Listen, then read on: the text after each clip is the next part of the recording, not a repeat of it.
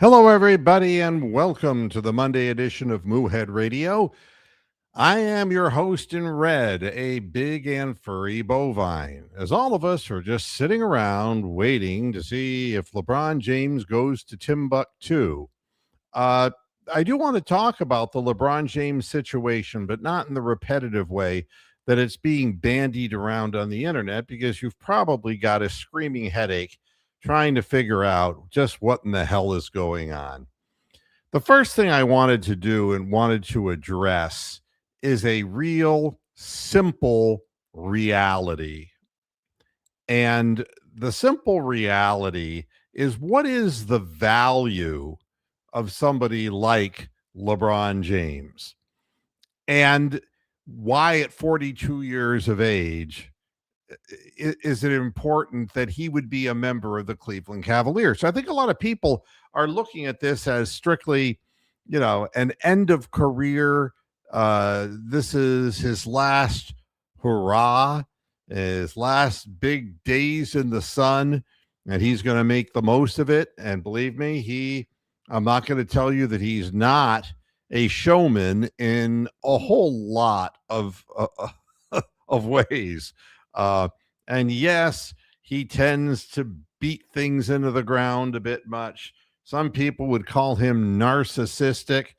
I don't find him as narcissistic as the president of the United States, for example, but I would say that there is definitely a degree of narcissism in LeBron James, because he likes to be the focus of attention.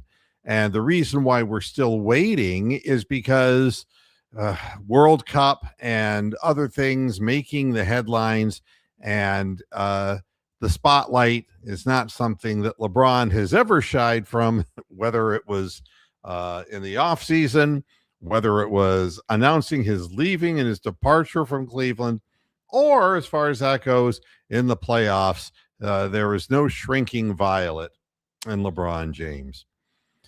I'm going to explain something to most of the people who listen to this show are a little bit older. A lot of the younger people who are uh, putting stuff up on Twitter are really misinformed, or they've only seen something from kind of a singular perspective. Uh, and Ron, you're going to be a little bit ahead of me on this.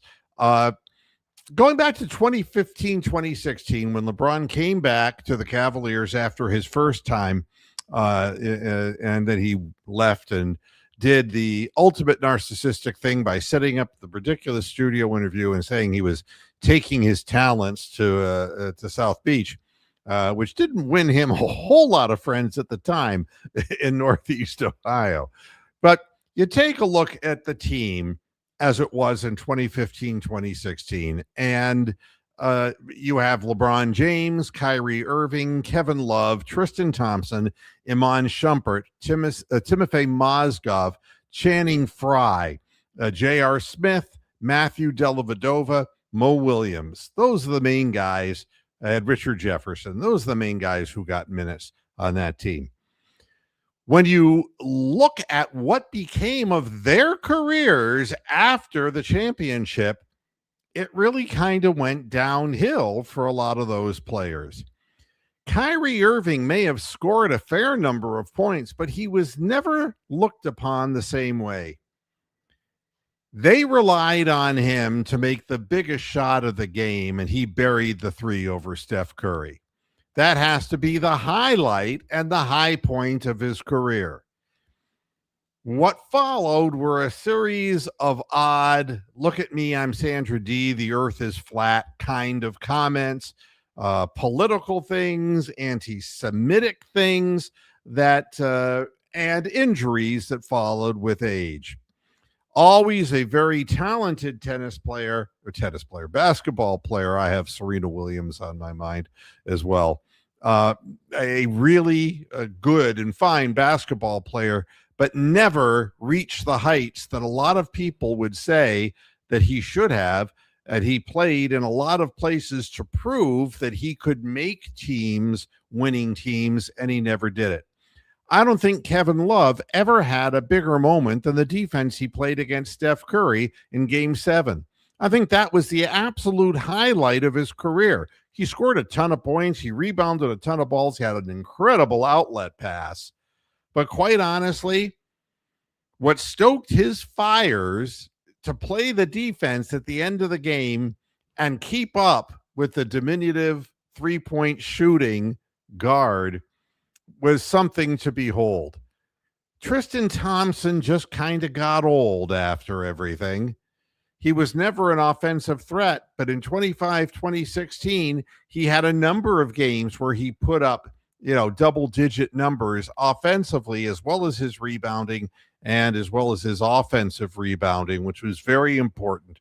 He was kind of a Mitchell Robinson for the Cavaliers, not somebody who could make free throws, not somebody who's going to score a hell of a lot of points, but a guy who could really, really hit the offensive boards. But his career never really was the same afterwards. Same with Iman Shumpert.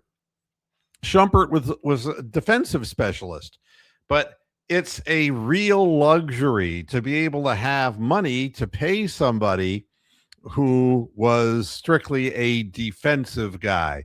Draymond Green made a career out of being a defensive guy.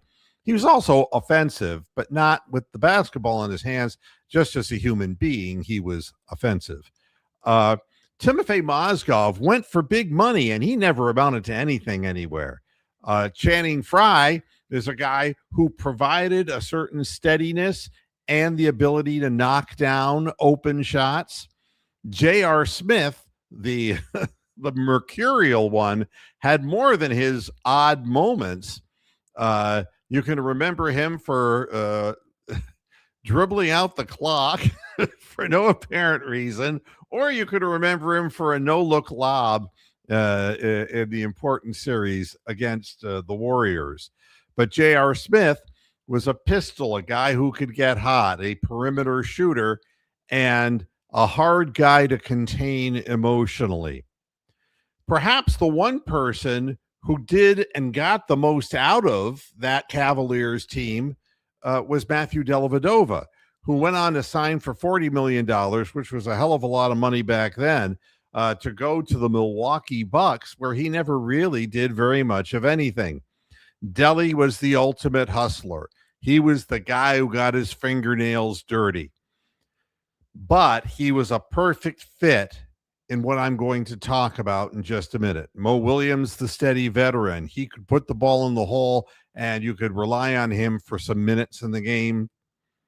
And Richard Jefferson, who also had a really good postseason and was a guy who was in New Jersey for so many years and really took the whole role that he had coming off the bench very seriously.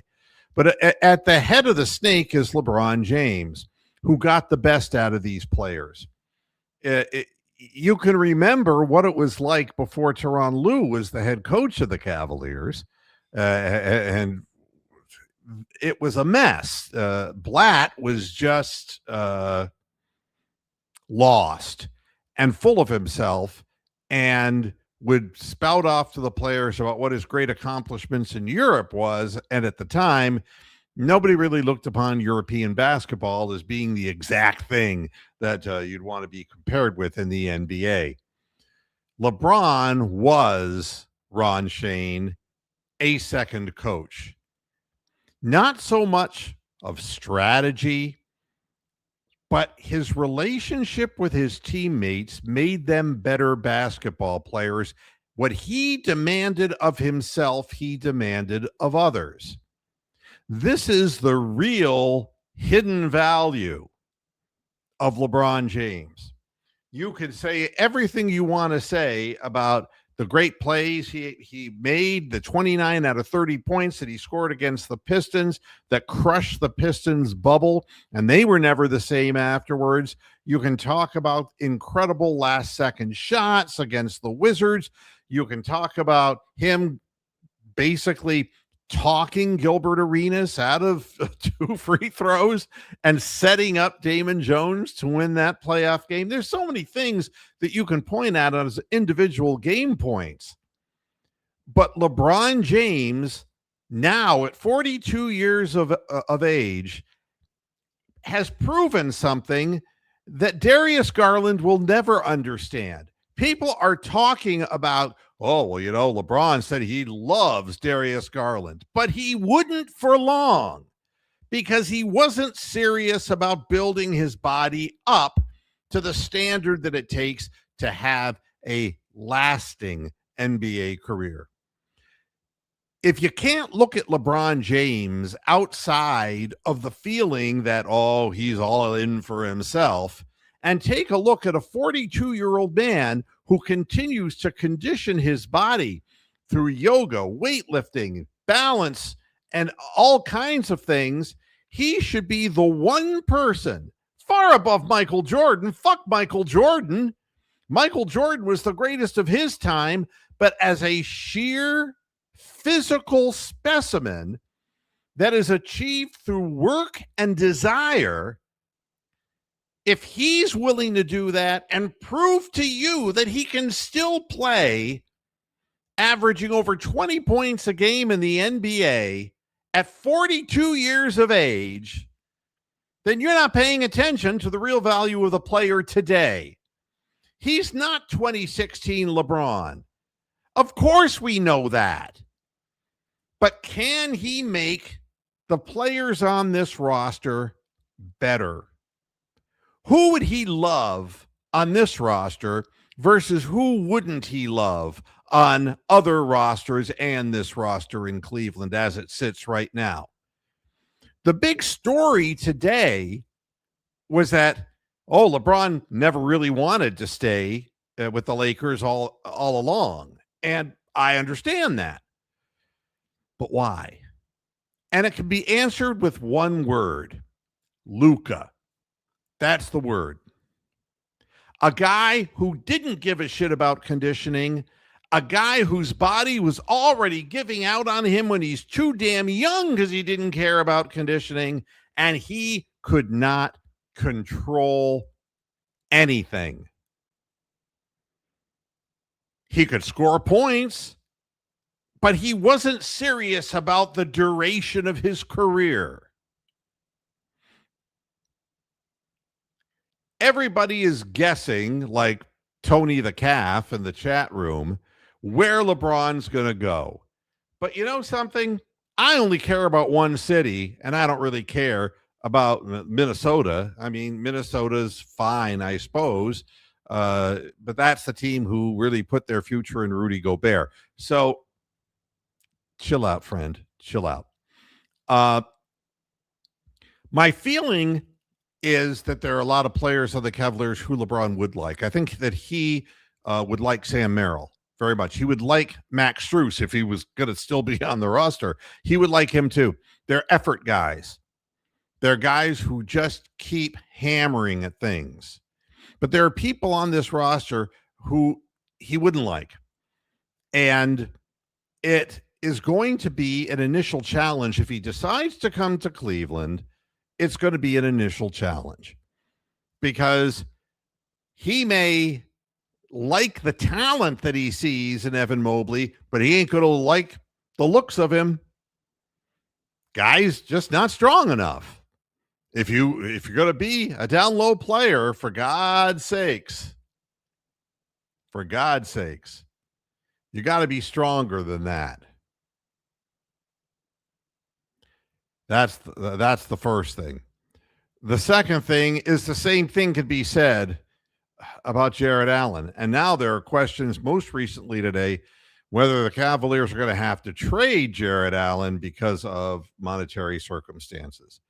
But LeBron isn't going to like a guy who's just going to stand within 3 or 4 feet of the basket and has nothing else to offer except those little bank shots down low and is not a very mobile player and is injured as often as he is. And he is not nearly in the offseason doing the work that he needs to do. 42-year-old man is outworking the two of those guys in a combination way.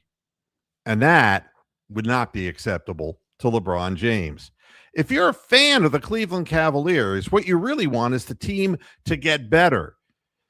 But the way they're going to get better is by being strong through the entire season. And I don't mean the regular season, I mean the playoffs. I don't give a fuck what your record is. The Knicks already proved. What's it matter if you hit 60 wins or not? What the hell does it matter? If you go in like the Pistons did and you were just shot to shit because J.B. Bickerstaff played the fuck out of his players, look at the Cavaliers.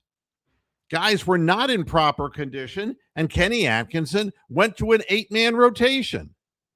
And that's not smart. And LeBron would remind him that that is not smart. The way you win championships, maybe you can win one championship in New York doing what they did. And I give all the credit to Mike Brown for utilizing the players that he had, Shamet and McBride and the bench crew out there. Mitchell Robinson was a little bit,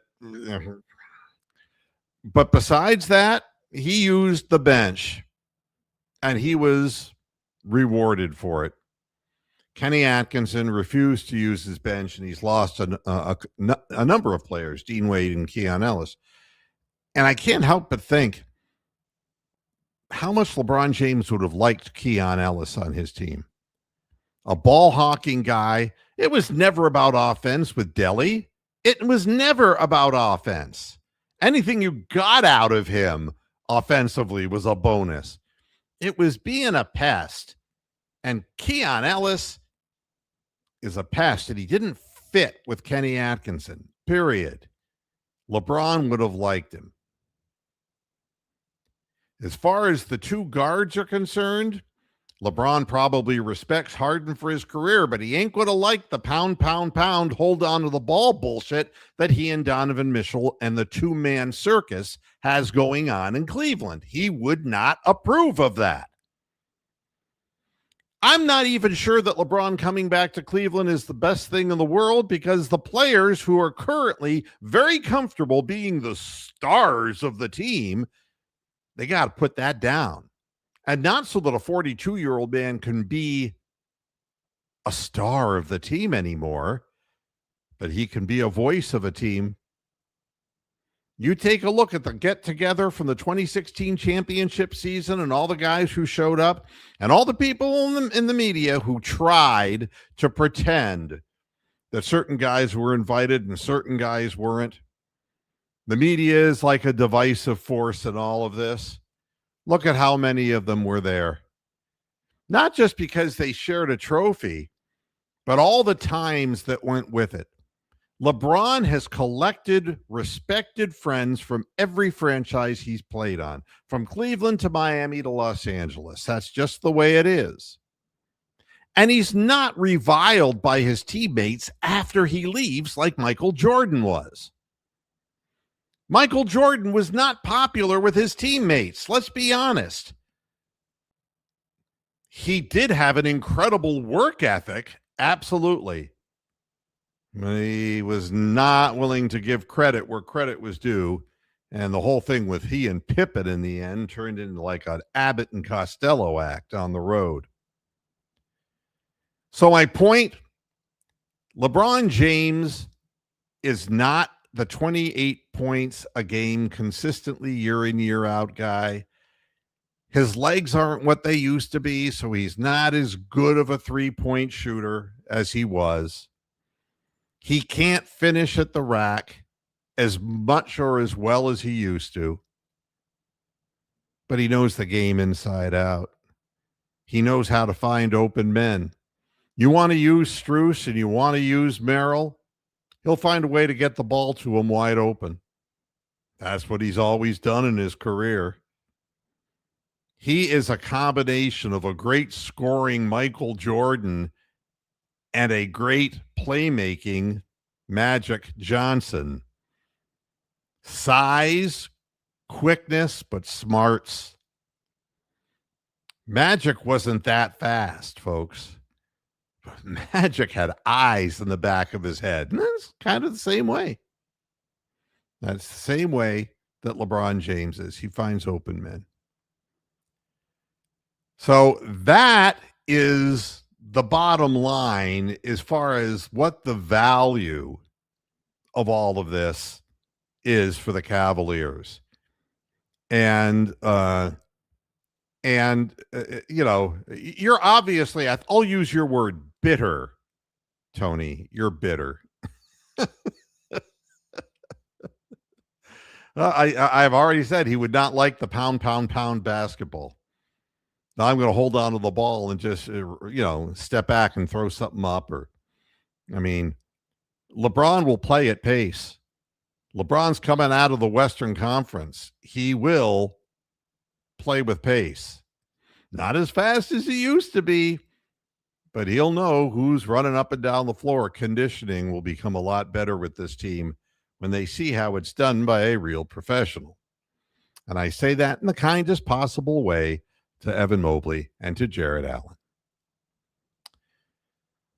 The whole LeBron Lakers marriage was broken up in my estimation because Luka Doncic would not stay in physical condition, and he wanted to be the star of the team. And you put two men's egos against one another, that's a bad start. But the ultimate finish is one in which one of the guys is just not physically ready to play the game. And that would be Luka, not LeBron. You know, all the videos of LeBron being in Greater Akron, and I'm not very far away from this. I know exactly where he was at Golf Galaxy. I know it. Believe me, I live very close to all of this. LeBron going in to fitness places, to stretching places, and making sure that minority businesses were being promoted at the same time. Going to his 330 house downtown. I was just a block away from it just a week ago. This is something that somebody who doesn't give a shit about Cleveland. Let's make sure that you understand the distinction here, because most fans don't understand. LeBron is not Cleveland. LeBron is Akron. And you have to grow up here like I did to understand that. You can't be an imported person from out of the Ohio area, or you can't be a Cleveland resident who's just Cleveland centric. I was a guy who was raised and brought up 25 years. I was in Canton, Ohio, and I spent a lot of time in Akron. They're two completely different places. I did not hang out in Akron. I hung out in Canton. And LeBron didn't hang out in Cleveland. He grew up in a poor family, and it wasn't like he could just, anytime he wanted to, just run off like Shadur does in his Rolls Royce and go up to Cleveland or to wherever he wanted to party. It wasn't like that. He lived the streets of Akron. That is his home. He has a home in Bath Township. He is Akron-centric. That's who he is. That's what home is. Every place that he is being seen in these videos, he's driving around his neck of the woods. And I understand it. I was away for so many years from Northeast Ohio. And people looked at me cockeyed and said, "You're getting a second house, and it's where?" And I don't let anyone know exactly where, because I have too many enemies. But it's close enough to Akron and Canton and Cleveland. But why would you want to go back there? Because that was the only real roots in my life. Stop and think outside your own little bubble here, and think of what life is like when you're 2 years old and your family moves to Canton, Ohio, and you leave when you're 27 years old. The last thing I wanted to do was to come back to Canton. Believe me, professionally, I was on the road and I was all over the country. And by the time I finished, my first wife, she wanted to live in Florida. And she was a trooper. Lovely lady. Wonderful person. A lot of people who watch the show, you remember Lisa. Really nice gal. She followed me in the gypsy caravan all over the fucking country. She wanted to have something that was nice, weather-wise year round, had the ocean and all of that. And I completely understood. I was a little young for Florida, but I've been a drifter for so many years that no place really felt like home. Got second homes in Vermont. I had a condo. We had a condo in Vermont. Yeah, that's right, Tony. You might know Lisa as Babber. If you're a back viewer of the program years ago.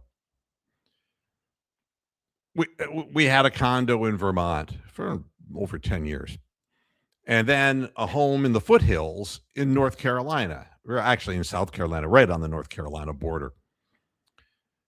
And, all of that,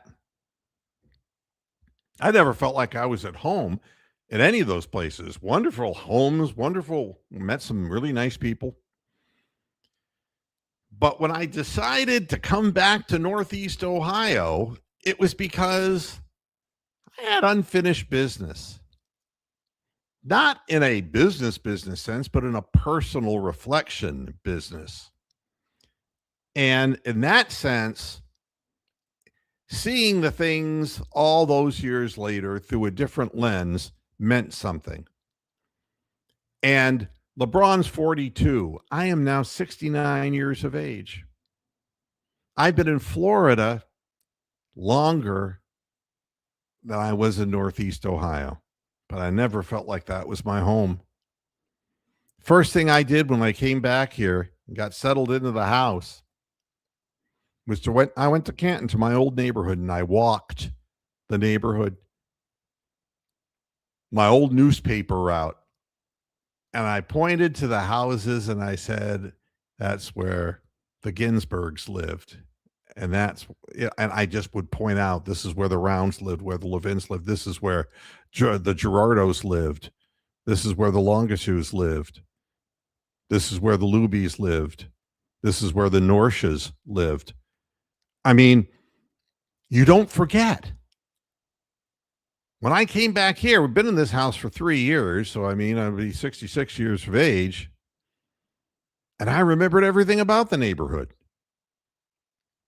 And I went up to where I used to shoot baskets up at the playground off of 34th Street in Harvard in Canton. And I walked around and I shot a few hoops. I started going around the houses of all my friends who used to live in Canton. And I realized that was the only real roots I had. LeBron James is still a human being, very talented basketball player, and wealthy beyond all possible imagination. But he knows what home is. And if he decides not to play in Cleveland, he's always going to have a presence in Akron because that's his home. So I separate Cleveland and Akron. What he decides to do is what he decides to do. He loves Akron. He has put money into the Akron economy through the university there and through businesses downtown. And he has done a lot for the city of Akron, which has run into a lot of hard times.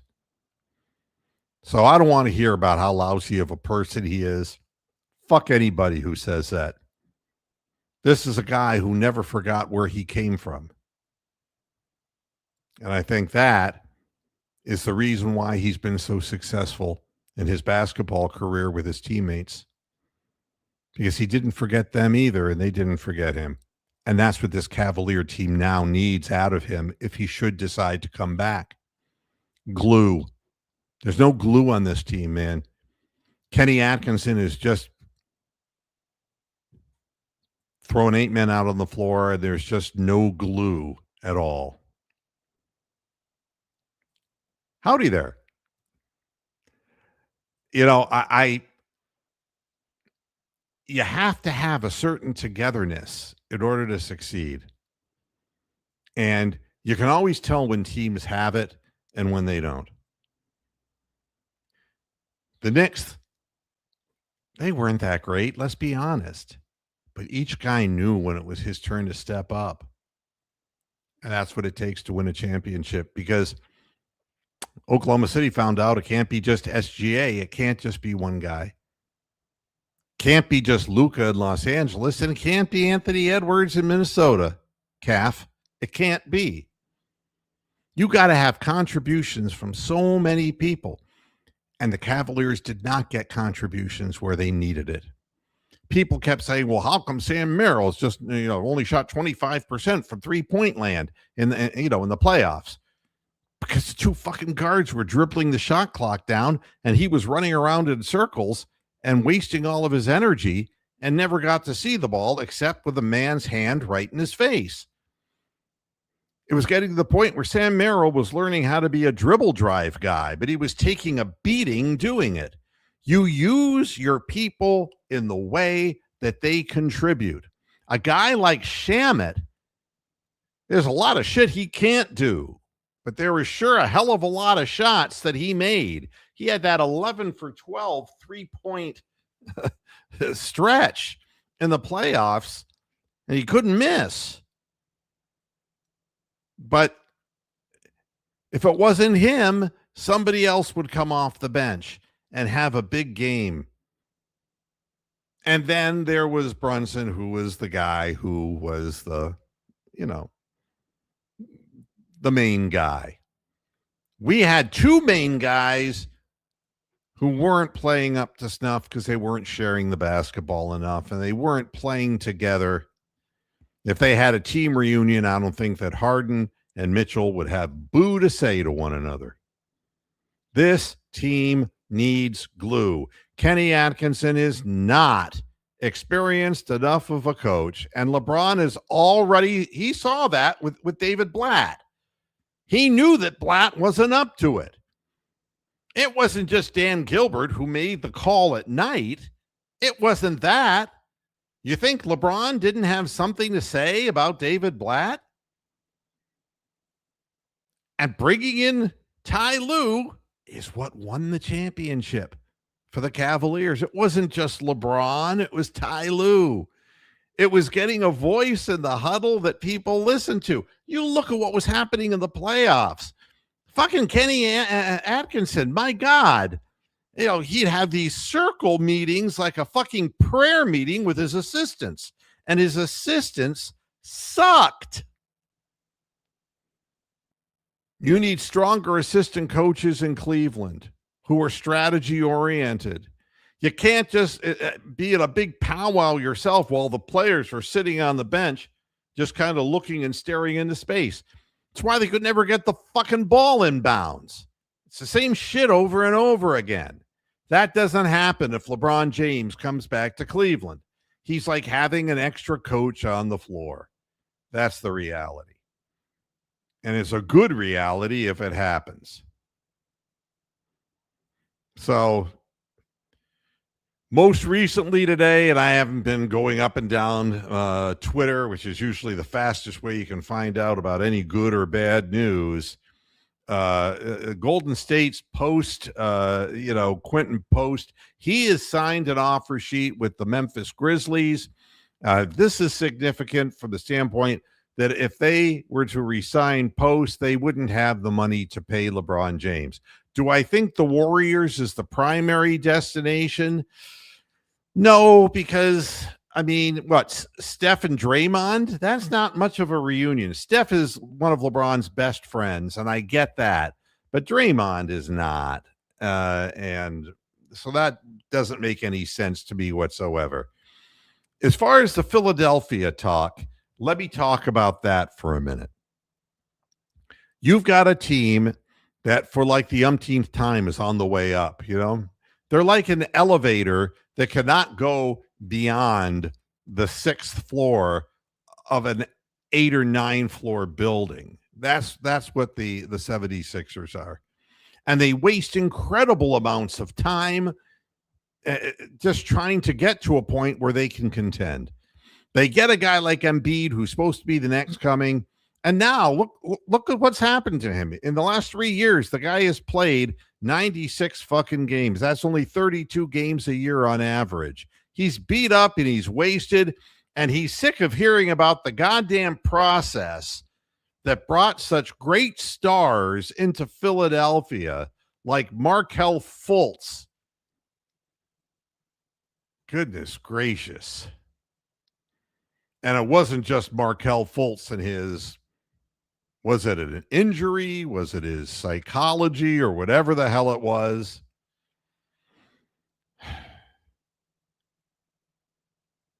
It was bringing in players who couldn't contribute whatsoever. Guys who were afraid to shoot the basketball, and that was called the process. So they fired the guy who invented the process. Then they had to start over. And look at them. For everybody who says, somebody was, saying he's going to end up in Philly. Look at Philadelphia right now. Maxi's already 6 years into the league. He had to wait this long just to get a gifted NBA team around him. That's, to me, what the 76ers have always been, is a work in progress. They're going to get older, and they're going to get some guys. They got Jaylen Brown. They're going to do what they have to do. Now, is there any truth to why Boston got rid of Jaylen Brown? I think Jaylen Brown had opinionated ideas about his ethnicity, and that goes over in Boston like a fart in church, a fart in a Catholic church, a fart in a white Catholic church. Is that the whole story? I don't know. Is he the answer?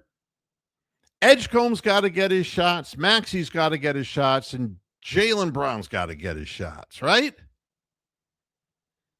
It's got to happen. Embiid, he may play, he may not play. So where does LeBron fit into this? And where are they going to find the money to pay when they only have $3 million to do it? And how does that put LeBron into his happy zone that he's talking about? This is going to be more than money. This is going to be about happiness. When the fuck's happy about being in Philadelphia with the meanest fans in the league who will turn on you in a heartbeat? Although I'm beginning to think that everybody turns on everybody nowadays. Philadelphia fans made it fashionable decades ago. Fuck you, Santa. Fuck you. Get back on the helicopter. Fuck you. You're interrupting the Eagles game that we're going to lose like we lose every week. Yeah, that was decades ago.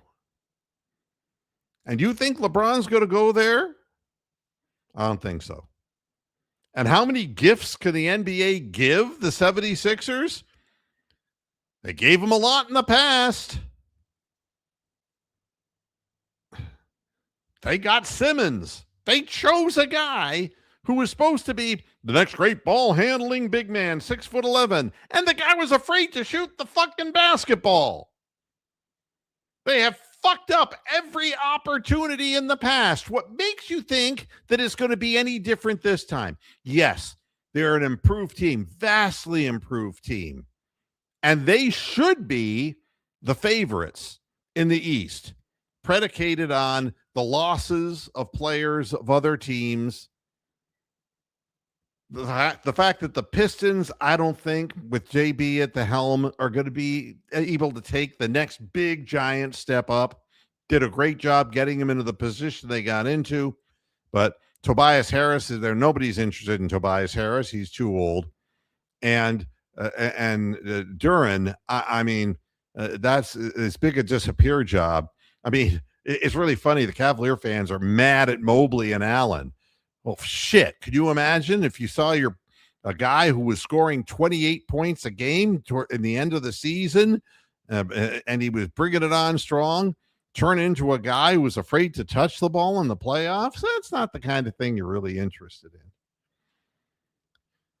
But I think the Warriors are too old, and I think that Philadelphia is not the place that LeBron wants to be.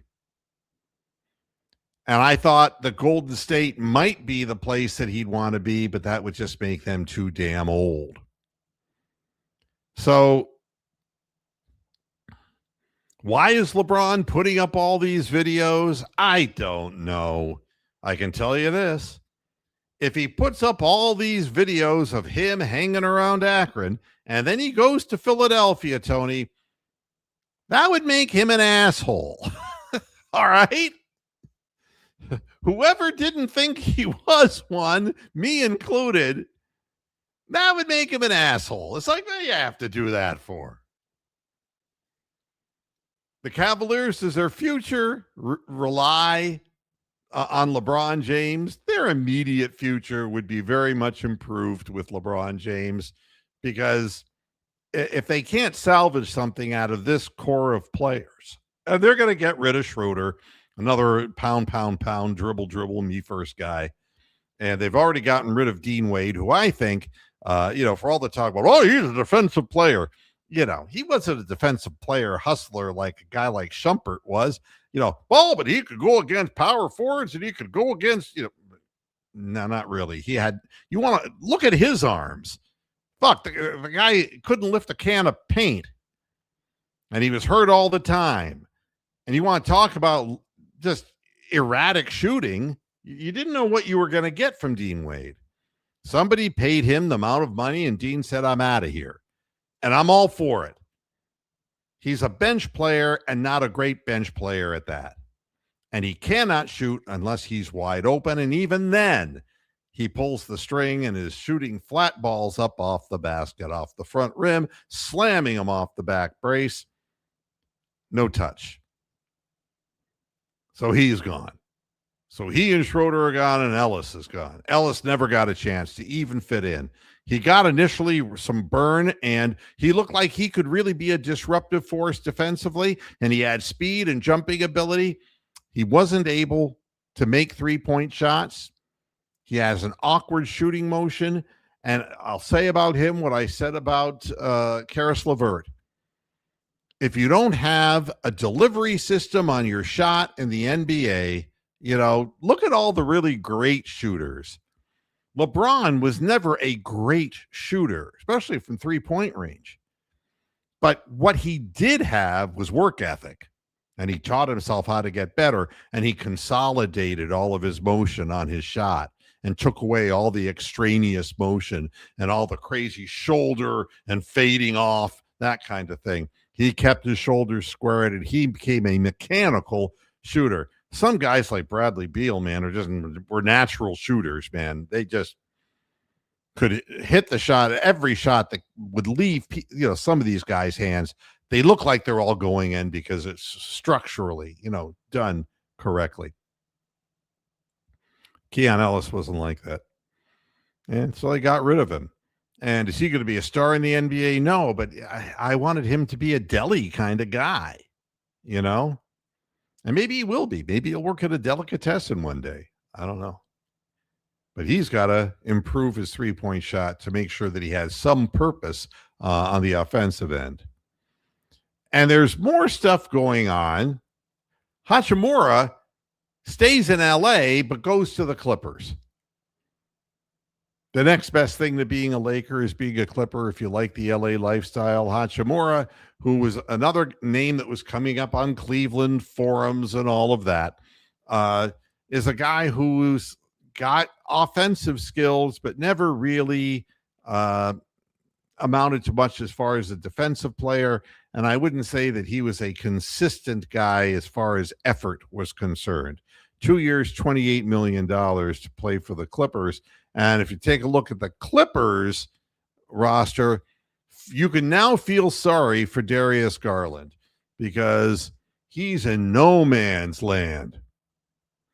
The next thing that happened was that DeMar DeRozan was cut by the Kings, and he is just hitting free agency.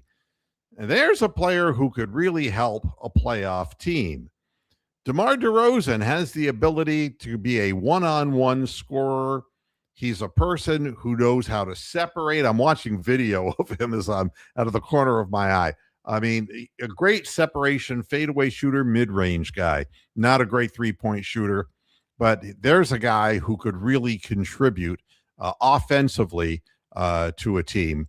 And I'm not sure that at this point he would start for a caliber playoff team, but maybe your Minnesota team can get DeMar DeRozan, Tony, and you can see what it looks like for an old guy to play on your team.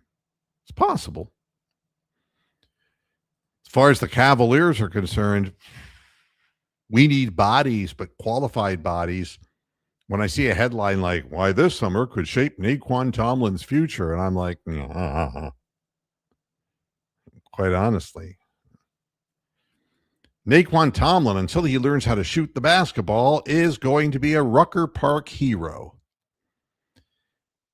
And again, he had plenty of opportunities at that one first half of the season. He was actually getting on the floor and was making things happen. He just was just a troublemaker on the court. He just like a whirlwind defensively. And he showed that he could make some moves around the rim, and he gets up off his feet, especially the second jump, inordinately quickly. Very quick up player. But he can't hit the broadside of a barn from behind the three-point line, and teams just finally just laid off him.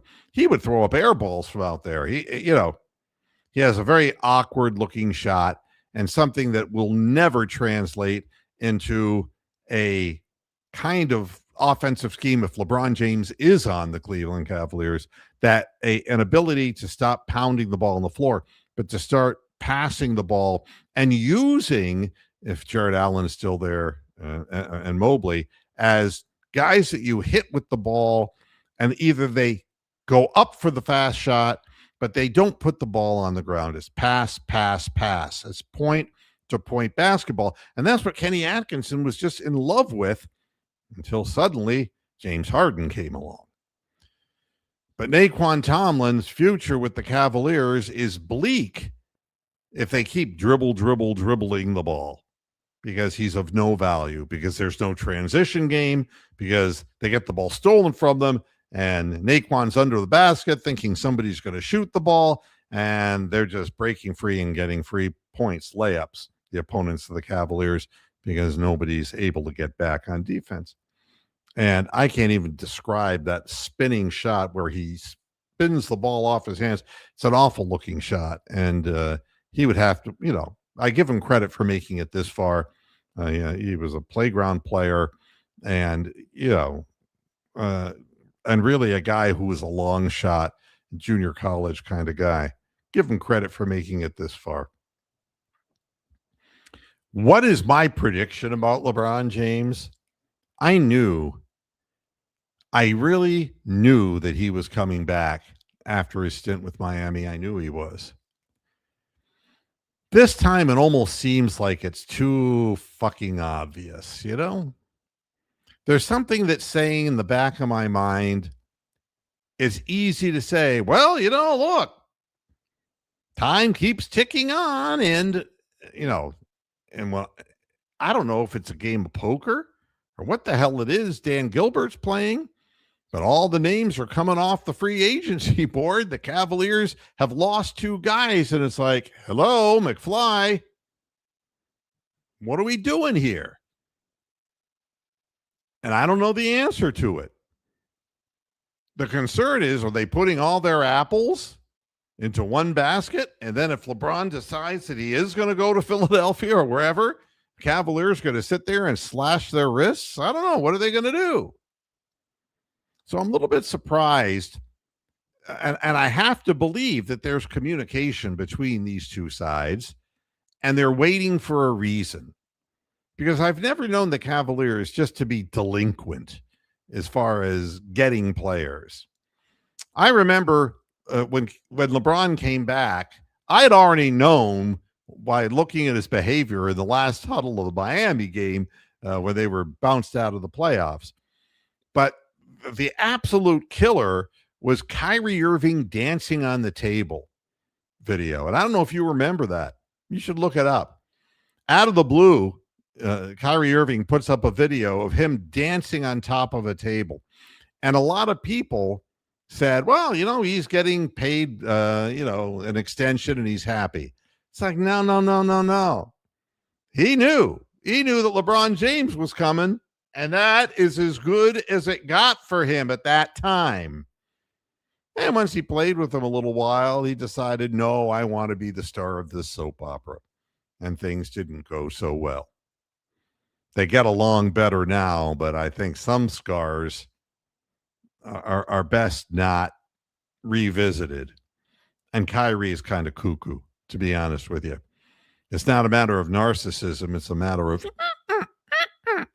screws loose. And that's exactly right. And I think that's what the fans, Tony, are waiting for in Cleveland are some side moves by the Cavaliers that would say, oh, yeah, that's proof. We're bringing LeBron back. He's coming back home. There hasn't been any evidence of that yet. And my feeling is they have to get something squared away with LeBron before they bring in other people.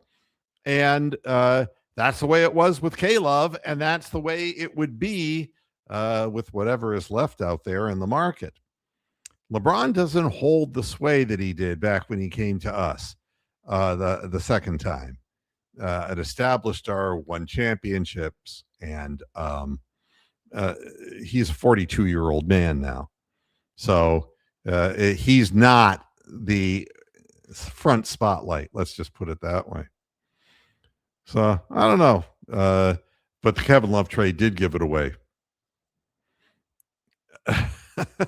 Yeah, exactly. The Lid decision thing was a bad Lid decision. And I also think what Rich Paul was doing with writing on the board and all that, it's just like,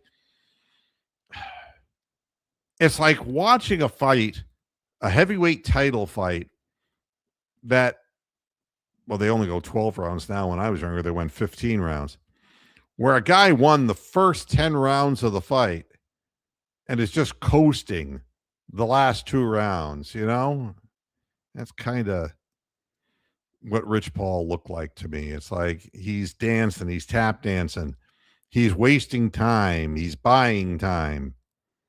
He got nothing to tell us. He's going to do flow charts or whatever the fuck he was doing, and that's his job. And it's Lestall, if you will. That's what this was. But that doesn't help matters either. But it's a business, and the decisions that LeBron makes are predicated on what the Cavaliers do as well, and I don't know. Hey, there's one of my buddies down in Canton area. How's it going? Yeah.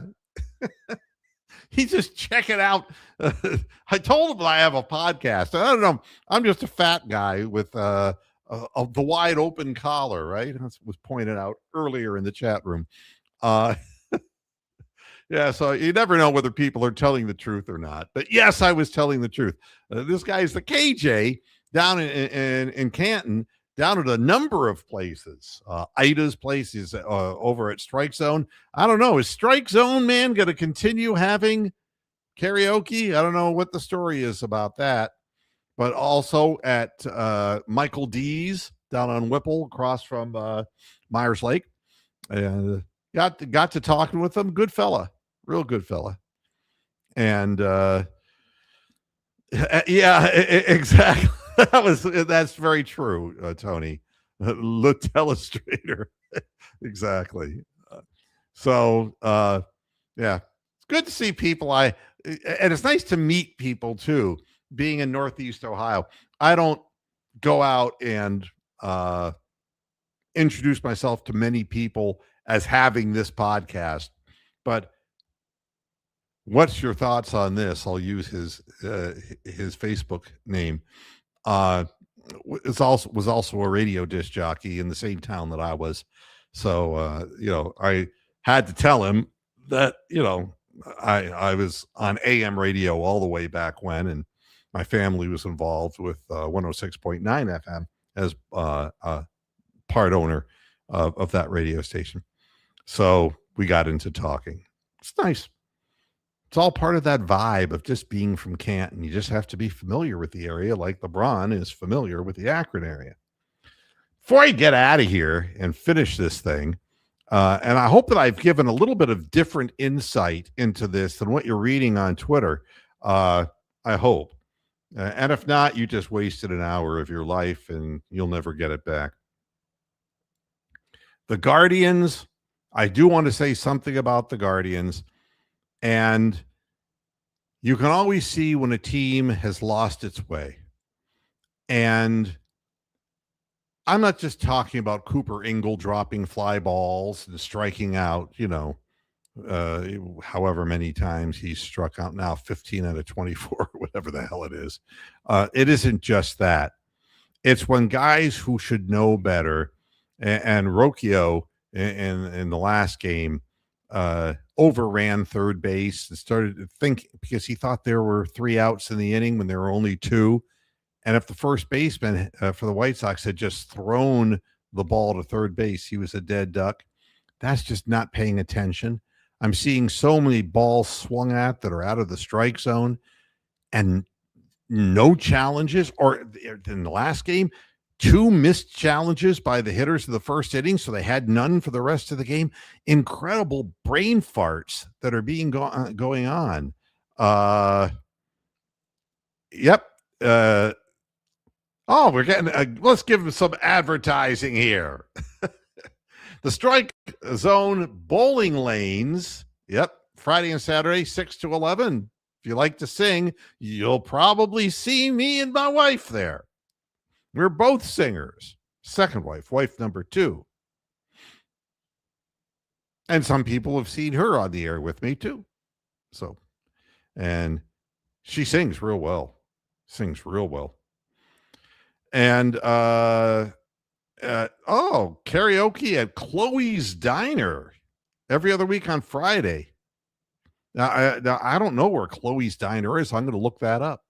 Because anytime that I can get back into the greater Canton area, I'm doing it. And I know Ida's is up. And I do know, I had the place, I knew it was close to where Baker's is. Baker's is an institution that even I remember when I was there in Canton. Steakhouse on that side of town, on the east side of Canton. The Guardians are making too many mistakes. They're absent-minded. Their heads are not in the game. And it's, Arias giving up and just not putting out full effort. And it all goes back to the coaching of the team. He is changing the lineups constantly. He's pinch hitting the wrong people. And the strategy of Stephen Vogt evades me. It really does. And it's fucking Manzardo up because he's not getting a chance to learn how to hit against lefties. And you don't want him to poison young players, but that's exactly what is happening. And Cooper Ingle, who's taking just so much shit, he's a catcher. Why do we have 3 catchers on our roster? We had Bo Naylor, who couldn't catch a ball, couldn't block a ball in the dirt, and couldn't hit. We had Hedges, who now this year is hitting the baseball better, but is playing far less. And we traded for Bailey, who's got a matchstick in his hands instead of a bat. And he can't hit the ball either. So they bring Cooper Ingle up so he can play left field where he's never played before in his life. That's fucking crazy, man. That's fucking crazy. I'll tell you what. We'll figure something out, man. We'll get you on here. We'll get you on here, and yeah, you can tell people about all kinds of destinations in the greater Canton area, which I can be like a AAA guide for people who aren't spending much time in Canton. But people are the first to say, "Well, Jose Ramirez isn't there, Angel Martinez isn't there." But the bottom line is that the guys he plays irregularly, and nobody can remain on a hot streak when you just insist on bringing David Fry up to the plate to pinch hit against people when he's against left-handed pitchers, and he doesn't hit left-handers well. There's an anti-analytical thing going on here, and it's very annoying. And the players don't look like they have confidence in the decisions that are being made.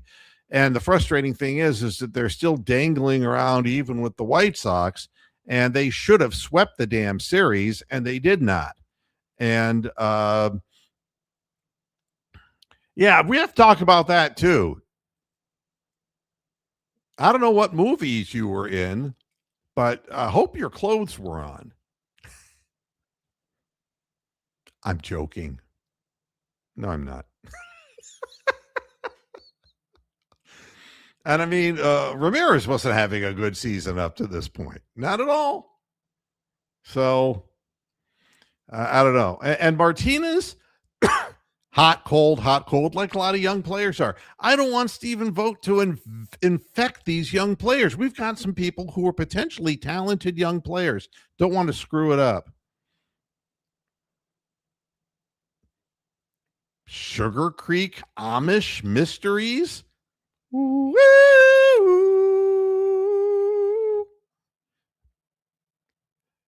That sounds different to me. I'm not. Oh my God, Eli was killed at the barn raising. I don't know what a Sugar Creek Amish mystery would be. Oh, who done it? I don't know. The good news is Chris Antonetti is saying there is a progress.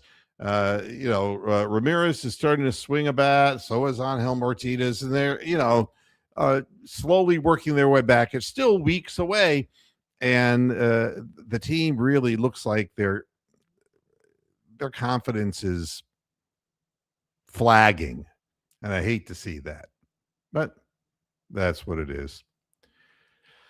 And I'm trying to see if there's anything else that I needed to talk about, but no, I'm not going to relive the 7-6 loss. I'm not going to talk about the relief pitching of why we bring in certain relief pitchers who I get more relief from farting in my living room than I do watching Matt Festa pitch or watching Tim Herron try to find the strike zone. It's annoying, and God only knows Sean Armstrong should be the second Armstrong to be shot to the moon. All right, everybody. Thanks a lot for tuning into this edition of Moohead Radio. It's been fun. We'll be back again come Friday for the Friday edition of Moohead Radio. And what's your thoughts on this? We'll be finding you. We'll be finding you at one of the places. Tonight, we're going out to a new place that's just started. Well, it's not a new place, but they've just started doing karaoke up just north of Wadsworth called the Railin Ridge. And we're going to check that out and see. They have a little outdoor patio thing. And if it stays dry, we'll see if we can have some fun up there tonight. That starts at 7:00 tonight. Thanks, everybody, for tuning in, and we'll see you on Friday. Until then, hasta la vista, faster heads. Good night.